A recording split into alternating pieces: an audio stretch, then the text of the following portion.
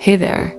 Today, we're diving into one of the most brutally honest and refreshingly unconventional self-help books out there. The Subtle Art of Not Giving a FCK * by Mark Manson. If you're tired of the endless pressure to be positive all the time or chasing after every single thing that's supposed to make your life better, this book is for you. Mark Manson flips traditional self-help advice on its head by telling us that the key to living a better life isn't about caring more, it's about caring less. But don't get it twisted, this isn't about being indifferent or lazy. It's about choosing what's truly important to you and letting go of the things that don't matter. In this video, we'll explore how Manson's no-nonsense approach can help you focus on what really counts and stop wasting your energy on the stuff that doesn't. So, if you're ready to rethink your priorities and start living a life that's unapologetically yours, stick around. Let's get into it. Chapter 1, Don't Try. In Chapter 1 of The Subtle Art of Not Giving a FCK, Mark Manson sets the stage for his unconventional approach to self-help by introducing the idea that sometimes the key to success and happiness is not trying so hard. Drawing inspiration from an ironic epigraph on the tombstone of writer Charles Bukowski, "Don't try." Manson explains that relentless effort and obsessing over achievement often lead to frustration, dissatisfaction, and burnout. Manson argues that the pursuit of constant positivity and success can actually backfire, making us feel more inadequate. The harder we try to be happy, successful, or perfect, the more we realize our flaws and failures, which leads to a cycle of dissatisfaction. In contrast, when we stop obsessing over superficial success and societal expectations, we can begin to focus on what genuinely matters to us. The key, Manson says, is to choose your F***CKS wisely.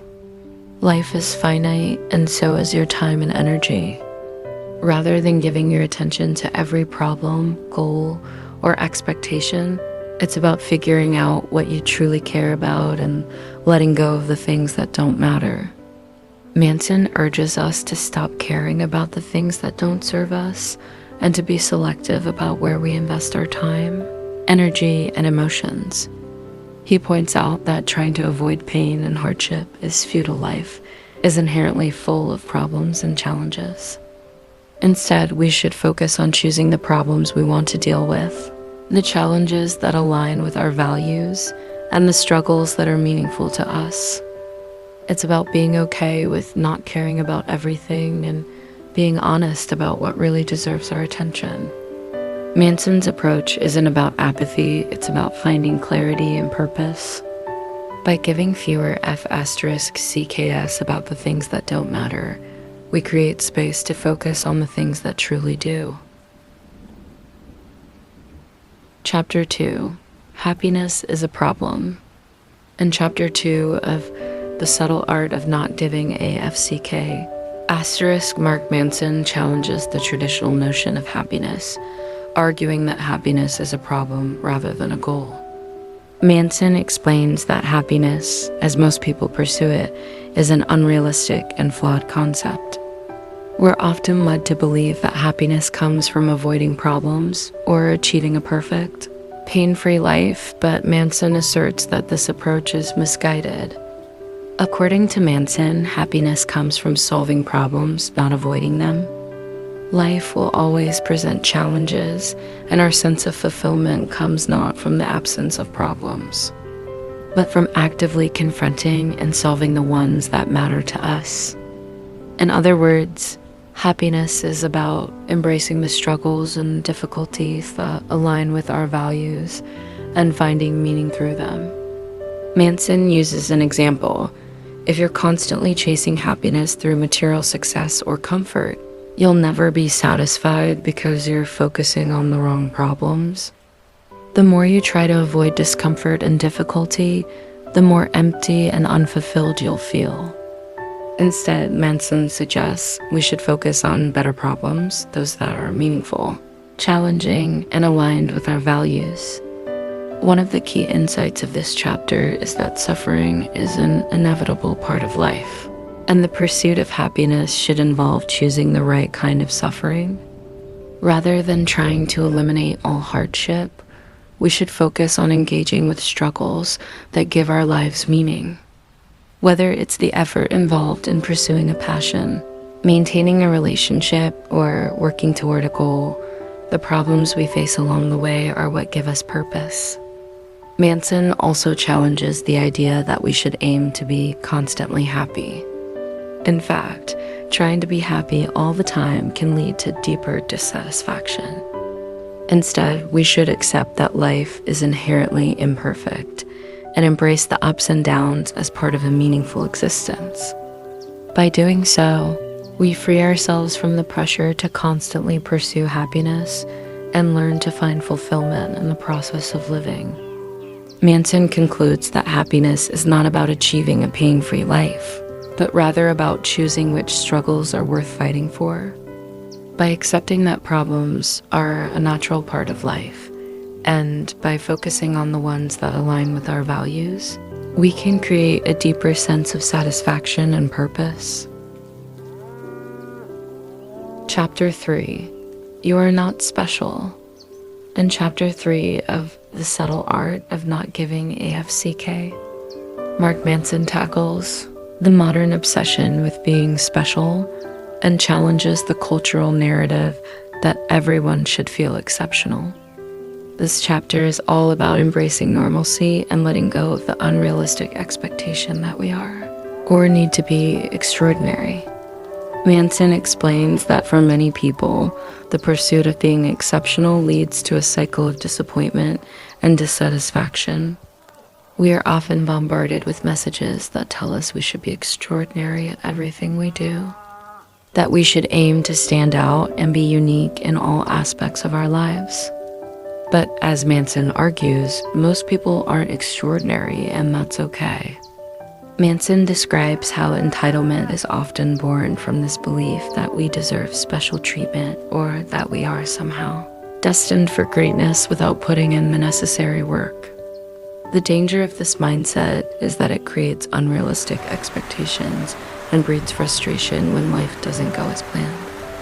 In reality, greatness is rare, and constantly striving for it in everything can leave us feeling inadequate or like we're falling behind. The truth, Manson suggests, is that most of us are average in most areas of our lives, and there's nothing wrong with that. Trying to be exceptional at everything is not only exhausting, but also unrealistic. Accepting our normalcy is liberating because it frees us from the pressure to constantly compare ourselves to others or chase an impossible standard of success. Rather than trying to be special or unique in every way, Manson encourages us to focus on what truly matters, the values and goals that are personally meaningful to us. When we stop obsessing over being the best at everything, we can start dedicating our time and energy to the areas of our lives that actually bring us fulfillment, even if we're not exceptional at them. One of the most powerful ideas in this chapter is that accepting your own ordinariness can be a pathway to happiness. When we let go of the need to stand out or be perfect, we create space for self-acceptance, growth, and deeper connections with others. Manson emphasizes that greatness should be reserved for the things that matter most to us. Those few areas where we truly care about making an impact, rather than trying to be exceptional in every facet of life. Manson's message is clear: you are not special, and that's perfectly fine. Instead of constantly striving for unrealistic expectations, focus on what matters, embrace who you are, and let go of the pressure to be extraordinary. Chapter 4. The Value of Suffering. In Chapter 4 of The Subtle Art of Not Giving a FCK, Mark Manson dives into the idea that suffering is an inevitable part of life, but it's how we choose to suffer that ultimately shapes our experiences and sense of fulfillment. Manson challenges us to rethink the role of pain and discomfort, arguing that the value of suffering lies in the meaning we assign to it. Manson begins by stating that life is full of problems, and no matter how hard we try, we can't escape them. The question isn't whether we'll suffer because we all will, but rather, what are we willing to suffer for? This is a key distinction in Manson's philosophy. He encourages us to reflect on the areas of our lives that we're willing to endure pain and hardship for, because it's through these struggles that we find purpose and meaning. He illustrates this point with an example. If you want to be physically fit, you have to be willing to endure the discomfort of working out, eating healthy, and being disciplined. If you want a great relationship, you have to be willing to work through disagreements, make compromises, and face emotional challenges. In both cases, the willingness to suffer for something important leads to growth and fulfillment. We grow by choosing the suffering that aligns with our values. Manson argues that avoidance of suffering is one of the reasons people feel lost or dissatisfied in life. When we avoid discomfort and chase only pleasurable experiences, we end up feeling empty because we're avoiding the real challenges that lead to personal growth.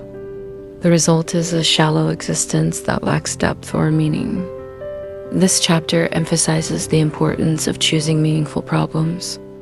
Manson suggests that we shouldn't try to eliminate suffering altogether, but should instead focus on choosing the struggles that align with our values.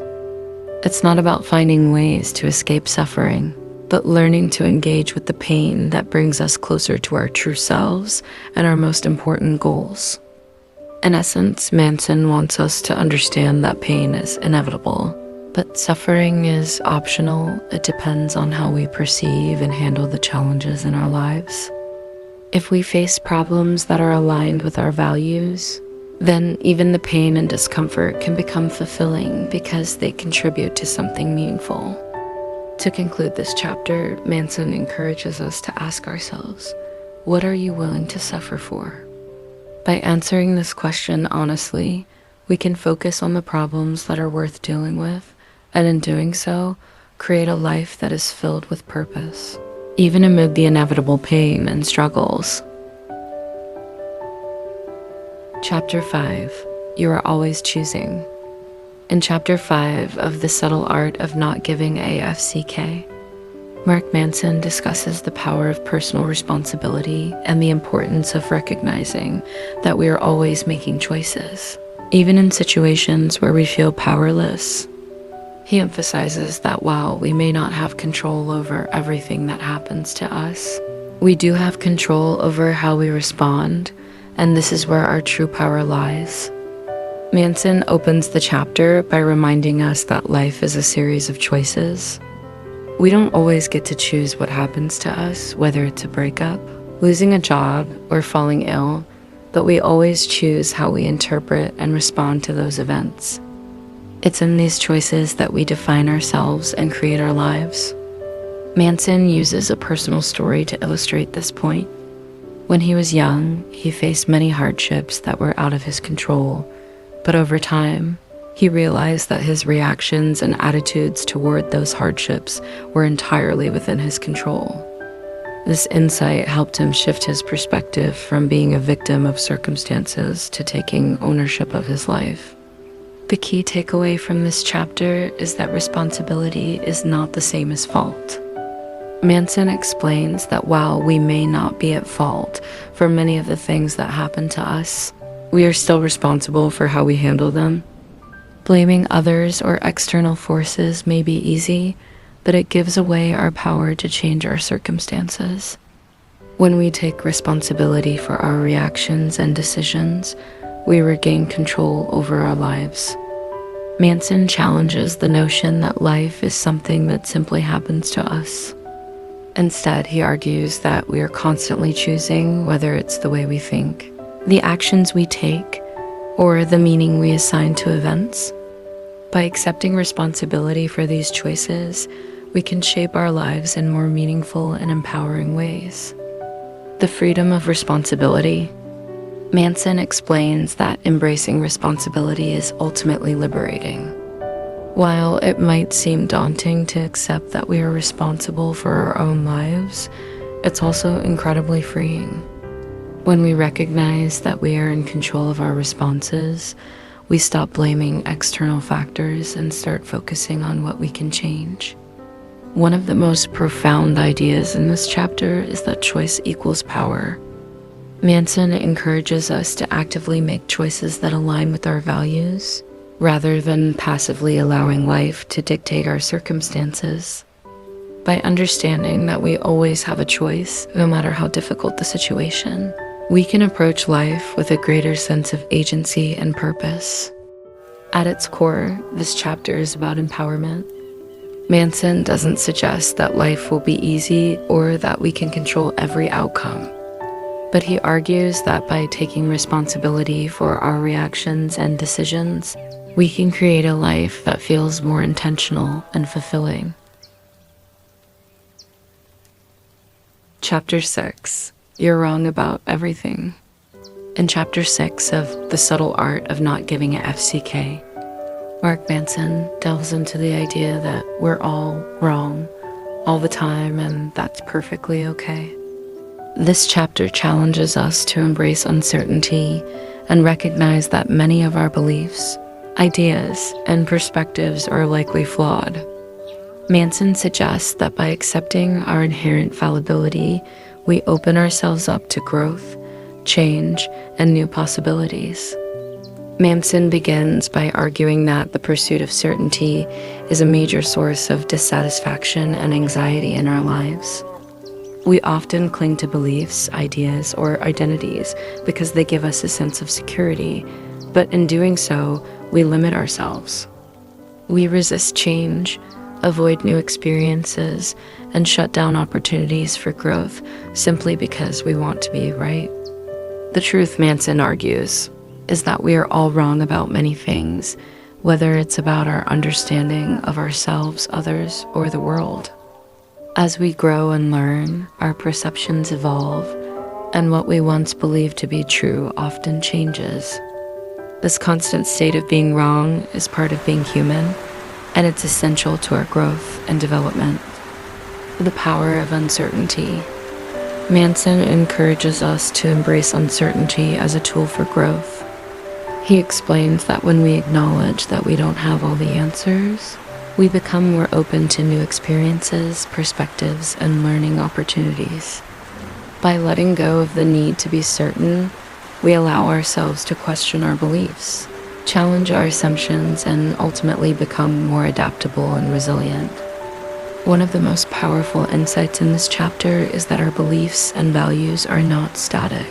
They are fluid and should be constantly examined and refined. Manson suggests that we should focus less on being right and more on being less wrong over time. This means being open to the idea that our current beliefs might be flawed, and that we should actively seek out new information and perspectives that can help us grow. The Manson Law of Avoidance. Manson introduces a concept he calls the Manson Law of Avoidance. The more something threatens our identity, the more we avoid it. This law explains why people often avoid new ideas or challenges that might force them to confront their flaws, mistakes, or uncertainties. We tend to stick to what we know because it feels safe, even if it's limiting our growth. Manson encourages us to lean into discomfort and be willing to question the parts of our identity that we hold most dear.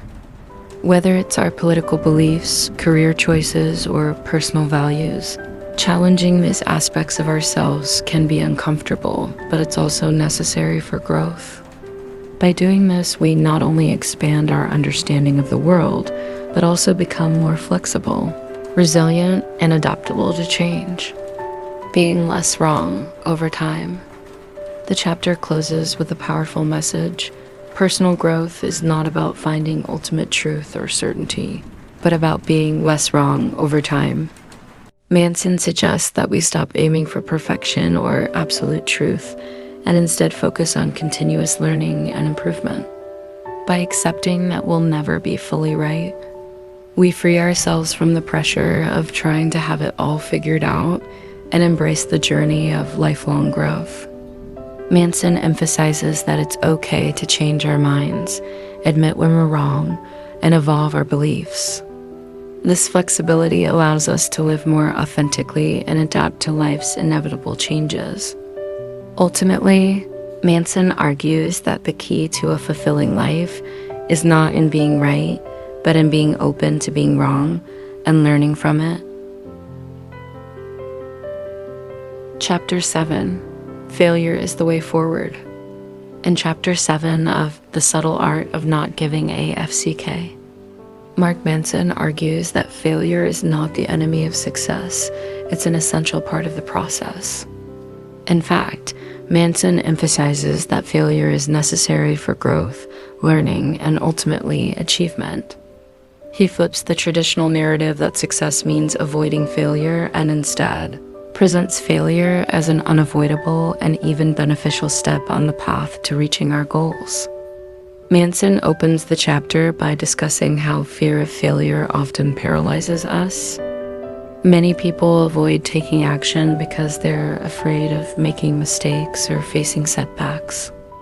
But Manson explains that this fear is precisely what holds us back from living meaningful lives. He suggests that failure should be embraced as a learning tool rather than something to be ashamed of or avoided. The do something principle. One of the key concepts Manson introduces in this chapter is the do something principle.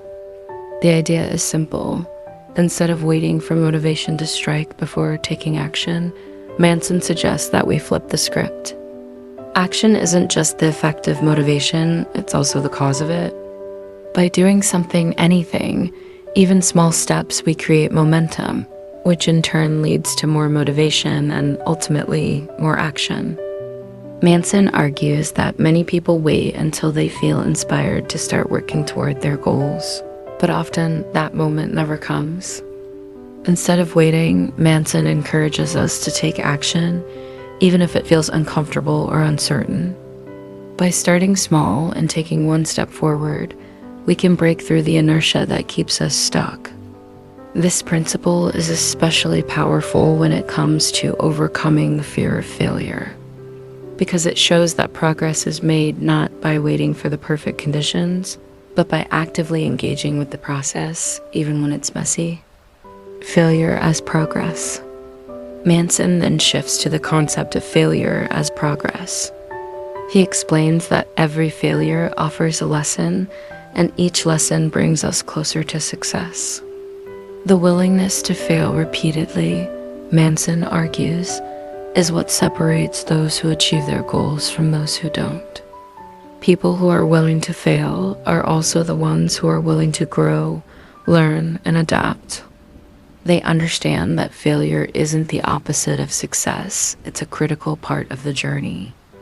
He uses examples of famous individuals who failed repeatedly before achieving success, illustrating that the path to success is paved with mistakes and setbacks. The key is to learn from failures and keep moving forward, rather than allowing them to stop us in our tracks. Manson encourages us to reframe failure not as a sign that we aren't good enough, but as evidence that we're trying, growing, and pushing ourselves. He reminds us that most people don't regret the things they tried and failed at. They regret the things they never tried. By viewing failure as a necessary and valuable part of the process, we can overcome the fear that keeps us from taking risks and pursuing meaningful goals. The benefits of embracing failure. By embracing failure, Manson suggests, we also develop resilience and grit. The more we fail and learn from our failures, the more capable we become of handling future challenges. Failure builds strength because it forces us to confront our limitations and push beyond them. Every time we recover from a setback, we become a little stronger, a little more adaptable, and a little more prepared for the next challenge. Manson concludes the chapter by reiterating that failure is inevitable, but it's also the way forward. Instead of fearing it, we should embrace it as part of the process of living a meaningful, engaged life. The more we're willing to fail, the more opportunities we create for success. He leaves us with an important reminder: the only real failure is giving up entirely. As long as we keep moving forward, learning from our mistakes, and staying open to growth, failure is never the end, it's just another step on the path to success. Chapter 8. The Importance of Saying No. In Chapter 8 of The Subtle Art of Not Giving a AFCK, Mark Manson explores the idea that saying no is one of the most powerful tools we have for living a life of purpose and meaning. He argues that it's not just about choosing what to care about, but also about making hard decisions about what not to care about. The ability to say no, whether it's to people, commitments, or societal expectations, is essential for maintaining control over our lives and focusing on what truly matters to us. Manson begins by pointing out that saying yes to everything dilutes our energy, attention, and emotional resources. In a world where we're constantly bombarded with demands on our time and attention, saying yes to everything means that we end up spread too thin, trying to please everyone and meet endless expectations. The result is often stress, burnout, and a lack of focus on the things that truly align with our values, boundaries, and freedom. Manson explains that setting boundaries is a crucial part of living a meaningful life. Boundaries are the limits we set for ourselves and others to protect our time, energy, and emotional well-being. Without boundaries, we end up overcommitted, overwhelmed, and resentful. When we set boundaries, we are essentially saying, "This is what I will and won't allow in my life."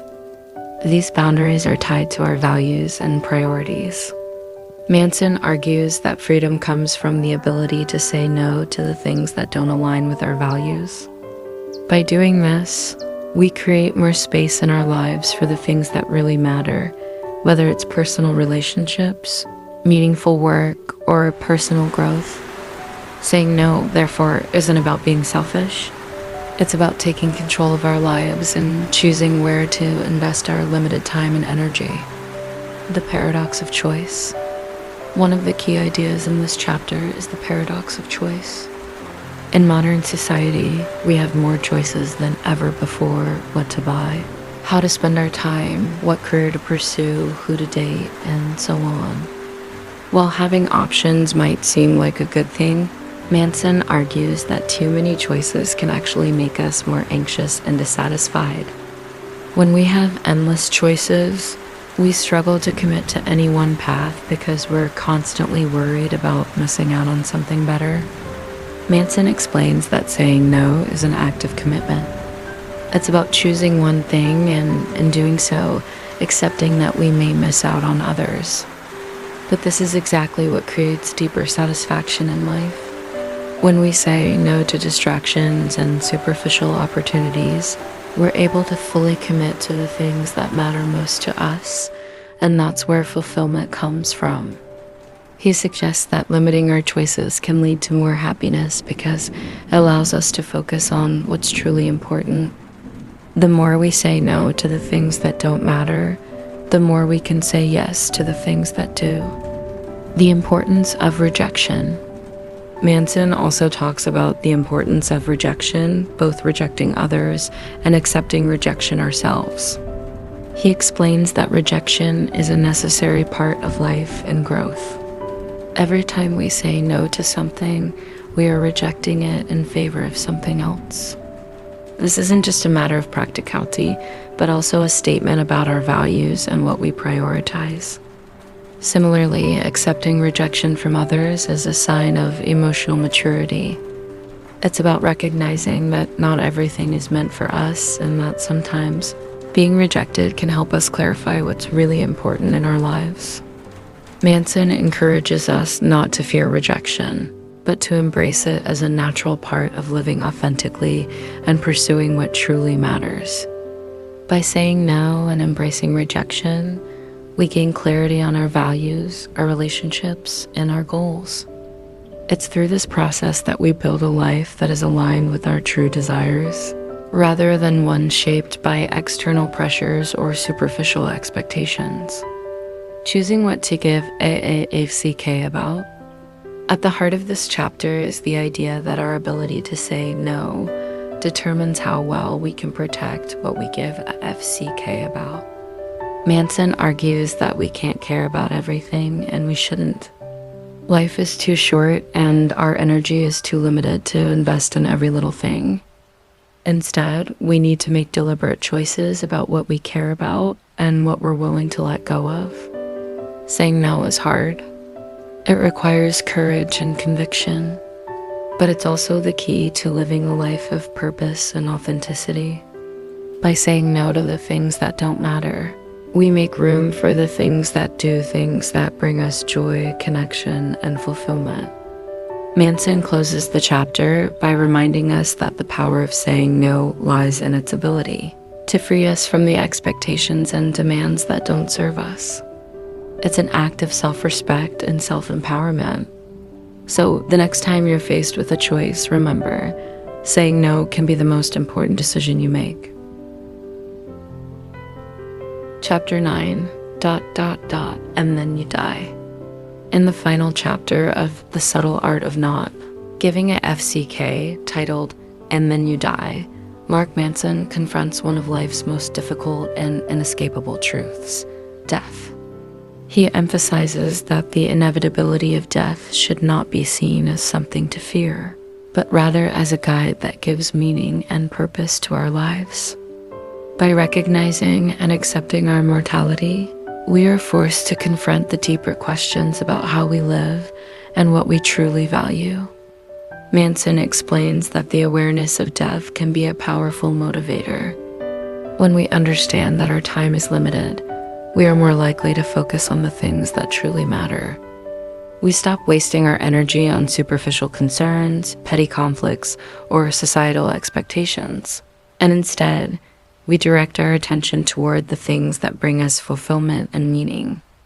In this way, death is not an enemy, but a clarifying force that reminds us of what's important. Legacy and meaning. Manson explores the idea of legacy, the impact we leave behind after we're gone. He argues that many people are obsessed with the idea of creating some grand legacy, but he cautions against this approach.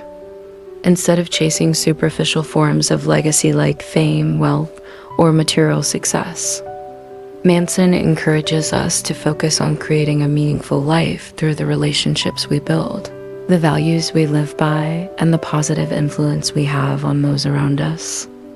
Rather than worrying about being remembered by millions, Manson suggests that we should care about the quality of the relationships we nurture, the experiences we create, and the values we pass on to those close to us. He reminds us that it's the small personal impacts we have on others that truly matter and create meaning in life. Embracing mortality. One of the key insights in this chapter is the idea that accepting our mortality can actually make us more courageous and free. When we stop fearing death and start acknowledging that it's an inevitable part of life, we can live more authentically. This realization pushes us to take risks, to be vulnerable, and to pursue what truly matters without hesitation. Manson argues that avoiding the reality of death often leads to a life of avoidance, where we shy away from discomfort, risk, and meaningful challenges. But when we embrace death as part of life, we allow ourselves to fully engage with the present, to be more honest about what we care about, and to pursue our goals with greater conviction. At its core, this chapter is about letting go of the fear of death and using the awareness of our mortality as a compass for how we want to live. It's about asking ourselves tough questions. What will I regret not doing when I'm gone? What relationships, goals, and experiences will I wish I had prioritized? By facing these questions head-on, we gain clarity about what's truly important and meaningful to us. Living a life that matters. Manson concludes the chapter and the book by emphasizing that the meaning of life is found in the choices we make every day. Our lives are not defined by grand achievements or how long we live, but by the way we live, by the choices we make about what we care about, the values we uphold, and the relationships we nurture. The reality that "and then you die" is unavoidable doesn't mean life is meaningless. Rather, it gives us the opportunity to live with intention. Manson urges us to choose our values carefully, to be deliberate about what we give a F*** about, and to live each day as if it truly matters, because it does. By embracing our mortality, we can live more fully, more authentically, and more courageously. We are reminded that life is short, and our time is limited, so we must make it count by focusing on what brings us purpose and fulfillment. Mark Manson's The Subtle Art of Not Giving a FCK * offers a refreshing and often blunt perspective on personal growth. Manson challenges conventional self-help advice by encouraging readers to focus on what truly matters and let go of the superficial worries that weigh us down. Throughout the book, Manson emphasizes that happiness isn't about avoiding problems. It's about choosing the right struggles that align with our values. He urges us to embrace failure as a path to progress, reject the societal pressure to be exceptional at everything, and recognize that we're always making choices even in difficult situations. Manson highlights the importance of setting boundaries, saying no to the things that don't matter, and ultimately accepting that our time is limited. By embracing our mortality and the reality of death, Manson argues that we can live more authentically, more intentionally, and with greater freedom. And there you have it, Mark Manson's The Subtle Art of Not Giving a FCK. It's a powerful reminder that life is short, and we only have so many F***s to give, so we'd better make sure we're giving them to the things that truly matter. By embracing our flaws, owning our choices, and focusing on what brings us real purpose, we can live more freely, more courageously, and more fulfilled. Thank you so much for joining me in exploring this thought-provoking book.